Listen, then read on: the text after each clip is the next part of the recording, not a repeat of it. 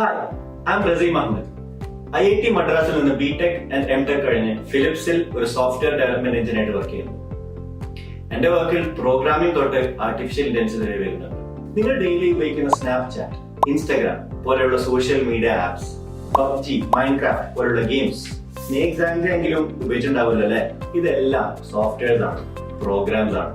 ഈ അടുത്ത് പോപ്പുലർ ആയ ടേം ഉണ്ടല്ലോ, ആർട്ടിഫിഷ്യൽ ഇന്റലിജൻസ്. അതിനെ കുറച്ച് എക്സാമ്പിൾസ് പറഞ്ഞുതരാം.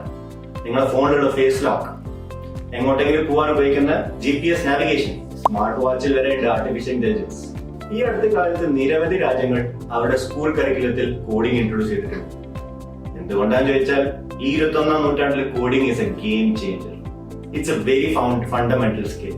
പ്രോബ്ലം സോൾവിംഗ്, ലോജിക്കൽ റീസണിംഗ്, ഇതിലെല്ലാത്തിലും ഹെൽപ്ഫുൾ ആണ് കോഡിംഗ്.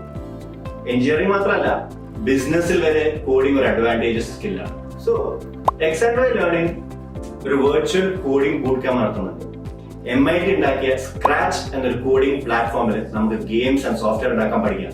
ടോം ആൻഡ് ജെറി പോലെയുള്ള ചേസിംഗ് ഗെയിംസ്, 2-player ഗെയിംസ്, നിങ്ങളെ ഫ്രണ്ട്സ് ആയിട്ട് കളിക്കാൻ പറ്റുന്ന പിങ് പോങ് ഗെയിം. നിങ്ങൾ പണ്ട് 5ാം ക്ലാസ്സിൽ കമ്പ്യൂട്ടർ സയൻസിൽ പഠിച്ച ഫസ്റ്റ് ചാപ്റ്റർ പെയിന്റ് എന്നറിയായിരുന്നു. ആ ഒരു ടൂൾ ഉപയോഗിച്ചിട്ടുണ്ടാവില്ല അല്ലെ? അത് കോഡ് വെച്ച് നമുക്ക് ഉണ്ടാക്കാൻ പഠിക്കാം. See you there.